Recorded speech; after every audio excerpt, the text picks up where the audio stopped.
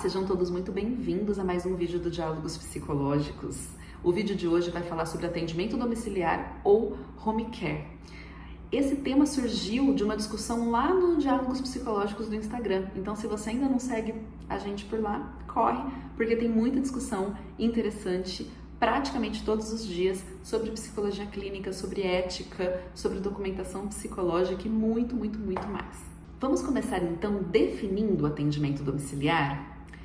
Essa modalidade de atendimento se refere a uma assistência psicológica prestada em domicílio, ou seja, onde o paciente se encontra domiciliado.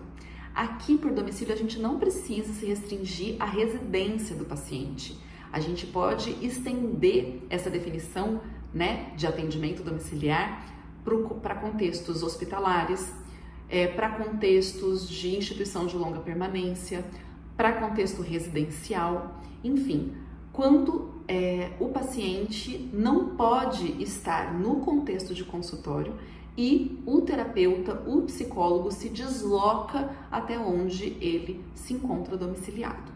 É muito importante a gente destacar que essa modalidade de atendimento deve ser utilizada quando houver necessidade, quando nenhuma outra possibilidade se encontra ao nosso alcance.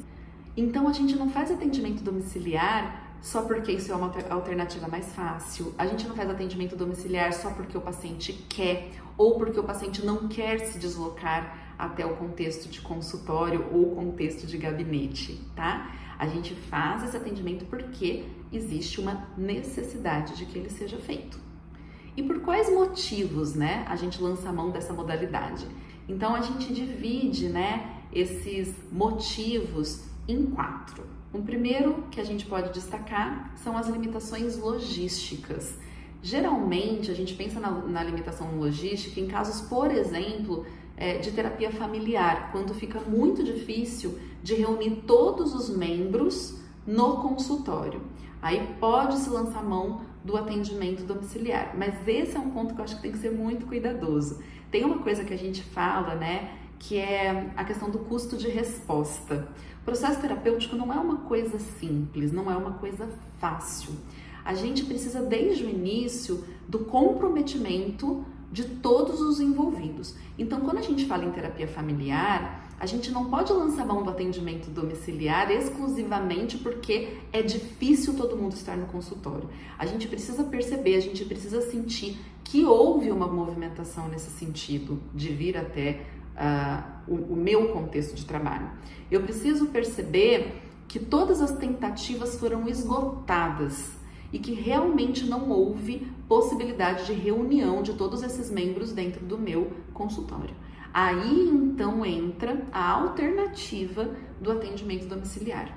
Então essa questão de logística, ela é um motivo para o atendimento domiciliar, desde que todas as outras alternativas já tenham sido exploradas e realmente esgotadas. O segundo motivo pelo qual a gente pode lançar mão do atendimento domiciliar relaciona-se a vantagens clínicas. Então, por exemplo, situações de psicoeducação.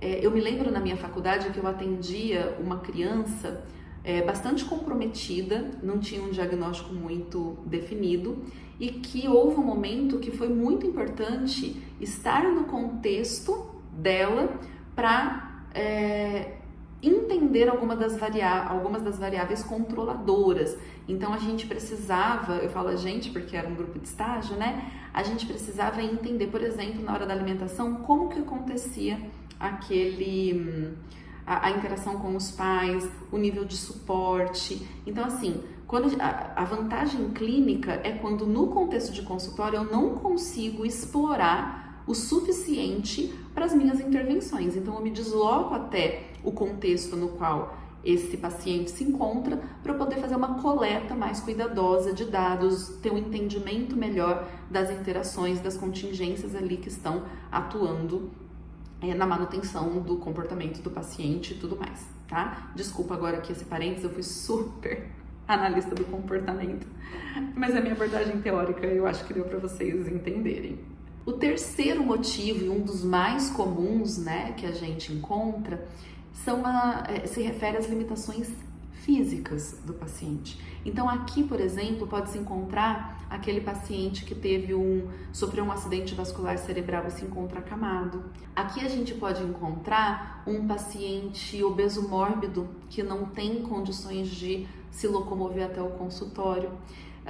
Enfim, as limitações físicas, elas se referem principalmente às dificuldades de locomoção do indivíduo até o consultório. Aí faz sentido lançar mão do atendimento domiciliar ou do home care, como vocês preferirem chamar, os dois termos são aceitos na literatura. E por último, né, pensando em categorias didáticas, encontram-se as limitações clínicas. O que seriam as limitações clínicas? Seriam casos em que o nível de comprometimento do indivíduo está tão alto frente a uma patologia específica que ele não consegue estar no consultório.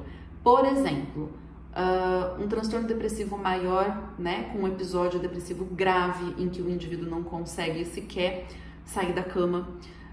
TOC, né, um transtorno obsessivo compulsivo, seja de qual modalidade for, em que o paciente não consegue sair de casa para ir até o consultório, fobia social, enfim, existem aí condições clínicas do ponto de vista psiquiátrico que podem impedir o paciente de se locomover até o consultório. E aí eu acho que nesse sentido vale muito destacar que o atendimento domiciliar ele pode ser temporário. Então, no caso de um paciente que sofreu um acidente vascular cerebral e se encontra permanentemente limitado, provavelmente essa vai ser a modalidade do atendimento e ponto. Agora, um paciente que está aí com limitação clínica, diante da melhora do quadro, a ideia é que o paciente migre para o consultório particular. Outro ponto que eu acho importante da gente destacar é que o atendimento domiciliar ele não precisa necessariamente se constituir na única modalidade de atendimento, né? Ele pode ser usado como uma modalidade complementar ao trabalho que vem sendo desempenhado dentro do consultório. Então, o exemplo que eu dei para vocês lá do meu estágio, era isso que acontecia. Em algumas ocasiões eu me desloquei até o domicílio, né, a residência do paciente, mas parte do trabalho estava sendo desenvolvida dentro do consultório, no caso, dentro da Clínica Escola de Psicologia da instituição onde eu fazia a minha graduação. Bom, então eu acho que até aqui deve ter ficado bastante claro que nós temos que ter um objetivo muito bem definido para acessar a modalidade de atendimento domiciliar. Não é algo que eu faço porque facilita a vida do outro, não é algo que eu faço porque o outro não quer vir para o consultório. É algo que eu faço porque existe um objetivo. Um outro ponto muito importante que a gente tem que destacar é que o atendimento domiciliar ele tem que obedecer a todas as diretrizes do Código de Ética do Psicólogo. É uma modalidade de atendimento diferente, mas tudo aquilo que é ditado pelo nosso Código de Ética deve ser considerado e posto em prática. Um dos pontos mais delicados quando a gente fala de atendimento domiciliar se refere à questão do sigilo, né? O sigilo profissional. A gente se desloca até o contexto em que o paciente se encontra domiciliado e com isso a gente perde algum controle referente a algumas variáveis, né, que são importantes de serem consideradas quando nós estamos falando de um atendimento psicológico. Então, a gente tem circulação de outras pessoas, né? A gente tem uma mudança de setting. Então, isso tudo precisa ser olhado com muito cuidado para a gente garantir o máximo possível as condições ideais para esse atendimento ocorrer, principalmente no que se refere ao sigilo profissional. Esse ponto, né, tanto do sigilo quanto de outras variáveis do setting, elas têm que ser previamente pensadas e previamente combinadas com todas as pessoas que estão envolvidas nesse processo. Então, por exemplo, se eu vou até a casa do paciente e no momento do meu atendimento, nesse contexto se encontram cuidadores, né, formais ou não formais ou informais, que são os familiares, se nesse contexto eu tenho um ambiente que é dividido para outras pessoas, por exemplo, num ambiente hospitalar, né? Eu tenho outras pessoas junto no mesmo ambiente, numa casa de repouso. Eu tenho que pensar previamente como articular, como organizar isso para garantir as melhores condições e com quem que eu vou ter que acordar isso. Então, na verdade, isso não é tão diferente, se a gente for parar para pensar, do contrato terapêutico que a gente coloca para os nossos pacientes aqui dentro do consultório. Mas é que o contexto de consultório, a gente não tem muitas interferências. Agora, sim, isso é uma coisa interessante da gente parar para pensar, né? Teve seguidor do Instagram que falou assim: mas o controle depende do terapeuta, é só você fazer o setting adequado para o desempenho do trabalho, é só você proporcionar isso. É e não é, né? Porque o nosso controle, ele é limitado, não é verdade? Teve uma seguidora que falou, por exemplo, que por mais que tenha acordado junto com as pessoas que estavam dentro da residência, ela viu a cuidadora atrás da porta tentando escutar a conversa. Então, acaba que são as circunstâncias com as quais a gente acaba tendo que lidar, que podem interferir, mas que precisam, na medida do possível, serem manejadas. A gente acorda, mas nem sempre isso dá certo. Isso é um problema do atendimento domiciliar? Não necessariamente. Se a gente for parar para pensar no contexto de consultório, em que todas as variáveis são mais controláveis, a gente também tem quebra, a gente também tem interferências. A gente faz contrato terapêutico e o paciente, familiar de paciente, quebra cláusulas do contrato terapêutico. Então a gente tem que entender isso como algo inerente ao nosso trabalho. O que não dá para fazer é: vou fazer atendimento domiciliar, chegando, sem fazer nenhum combinado, né? Porque isso é uma coisa que eu sempre reforço com todos. Quem tem que saber essas particularidades somos nós. Nós temos que saber, nós temos que informar, nós temos que buscar condições para que isso se dê da melhor maneira possível. O outro, ele não é obrigado a saber que ele não pode fazer X, P, T, Y. É a gente que tem que informar. Então, vai fazer atendimento domiciliar? Qual é o contexto no qual você vai se inserir? É residência? É hospital? É instituição de longa permanência? Qual é o contexto? Então, vamos pensar, né, em quais regras devem existir para a execução do trabalho, vamos informar via contrato terapêutico e vamos tentar garantir com isso as melhores condições possíveis para o atendimento. Eu dei uma pesquisada e o site do CRP de São Paulo, ele coloca alguns pontos para serem refletidos que eu achei interessante de trazer, que são algumas dificuldades, né, do atendimento domiciliar, pontos para os quais a gente deve atentar enquanto profissionais praticantes da modalidade.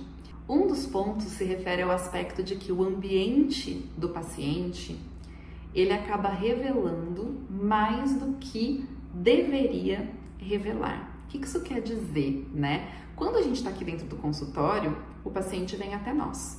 Então, é aquele indivíduo que chega. Claro que a gente pode perceber muitas coisas nesse indivíduo, né? O comportamento geral dele, vestimentas e coisas mais gerais. Só que quando a gente entra na residência, por exemplo, né? Principalmente quando a gente está falando de domicílio-residência. Quando a gente entra na residência do indivíduo, tem muito mais coisas ali que a gente não teria acesso dentro do consultório. Então, isso é um ponto que a gente vai precisar se policiar, porque muitas informações vão ser oferecidas que talvez no contexto de consultório não apareceriam. Poderiam aparecer também, mas não necessariamente. Então, quando o ambiente revela mais do que seria revelado no consultório, o psicólogo tem que fazer uso de um certo filtro, o que é muito complicado. A gente não desvê aquilo que a gente vê, mas, né, o filtro é qual? Né? Um aspecto observado e que não foi trazido para o paciente não é pauta, ou pelo menos não deveria ser. Um outro ponto levantado lá pela matéria, pelo artigo do CRP São Paulo, diz respeito a um possível constrangimento da família, de novo, quando nós somos recebidos na residência, um constrangimento da família com a nossa presença. Essa família, esses membros da família, que pode incluir o paciente, não saberem exatamente como nos tratar. Trata como visita? Trata como amigo? Trata como trataria qualquer outro membro familiar? Então, isso é um ponto importante da gente pensar quando vai fazer atendimento dentro da residência para ser combinado. Então, eu não vou aqui dizer o que deve e o que não deve ser combinado, porque eu acho que isso é da vivência de cada um. Eu acho que isso depende do caso. Eu poderia virar e falar assim, vocês combinem que você chega e você sai em tal horário e que nada além do que aconteceria num consultório convencional deve acontecer lá dentro. Então, por exemplo, não precisa me receber com bolo, com café, com pompas e circunstâncias. Eu poderia dizer que isso é uma regra, mas dependendo do caso, um contexto em que isso aconteça pode ser favorável para a demanda clínica. Então isso vai ser bastante individual. Agora, o aspecto de, não, eu não sou visita, eu não sou amigo, eu não sou familiar, eu sou um profissional que está vindo desempenhar um trabalho delimitado num tempo específico, é algo que sim precisa estar claro. Eu me lembro, num dos atendimentos domiciliares que eu fiz, e eu era estagiária, muito imatura ainda, não tive essa orientação para colocar esse tipo de regra, e o atendimento era de X tempo e eu fiquei 1 hora a mais lá, porque a mãe do paciente quis me mostrar foto dele bebê, quis que eu comesse, então colocou mesa com café, com bolo, e eu fiquei, Então isso é delicado, porque ao mesmo tempo era uma alegria tão grande que eu tava lá, que ela quis fazer esse mimo pra mim. Então é bem tênue essa linha, do que é delicado se fazer, da delicadeza com a qual eu vou colocar um corte, vou colocar um limite. Não é fácil, mas são coisas que precisam ser pensadas quando você escolhe dedicar, a um tipo de atendimento como esse. E o último ponto colocado lá pelo artigo do CRP São Paulo, que eu acho que vale a pena trazer, é que temos que ter clareza de que estamos lá naquele domicílio, naquele contexto, pelo paciente. Então nós temos que ter muito cuidado para não nos envolvermos em aspectos relacionados à família, discussões familiares, coisas que acontecem, quando você está na casa de alguém. Para você não se envolver com nenhuma demanda que não seja especificamente a demanda que você se propôs a ir tratar. A demanda que justificou o seu deslocamento do consultório até a casa do paciente, a residência do paciente ou o contexto no qual aquele paciente se encontra inserido.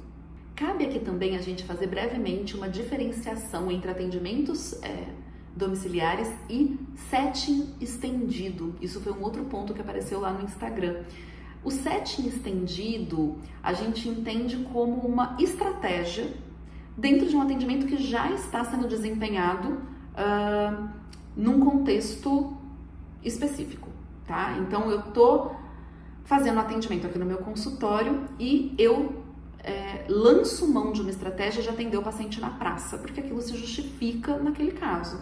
Eu lanço mão de uma estratégia, como a seguidora até falou, de ir para uma varanda, enfim, Quando eu estendo o setting para um outro contexto qualquer, isso não é atendimento domiciliar, isso é extensão do setting terapêutico, justificado, com objetivo definido, que faça sentido para aquela demanda. Outro ponto que acho que é interessante a gente falar rapidamente é a diferenciação entre o atendimento domiciliar e o trabalho desempenhado pelo acompanhante terapêutico, ou AT. Por que é diferente?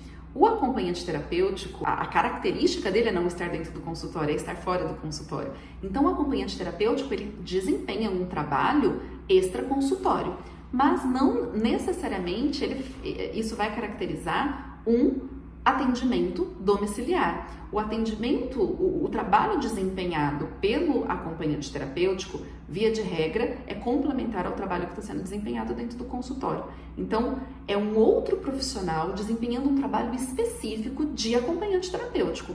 A chance disso acontecer em domicílio é muito alta, mas isso não caracteriza atendimento domiciliar. Então, são 2 trabalhos diferentes, são 2 modalidades diferentes, são 2 conceitos diferentes. Então, atendimento domiciliar é uma modalidade de trabalho possível para o psicólogo, mas tem que ser desempenhada de maneira cuidadosa, respeitando o aspecto ético.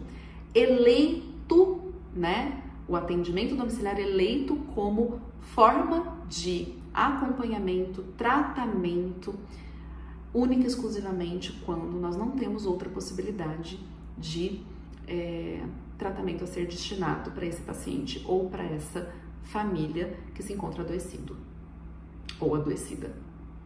Certo? Esse foi o nosso vídeo de hoje. Espero que o conteúdo tenha sido proveitoso para todos.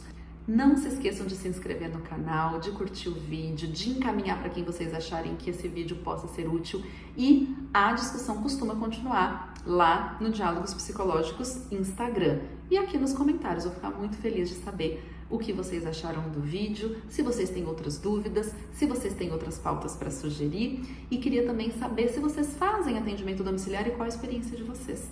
Vamos continuar dialogando? É isso. Um beijo, obrigada pela companhia, até o próximo.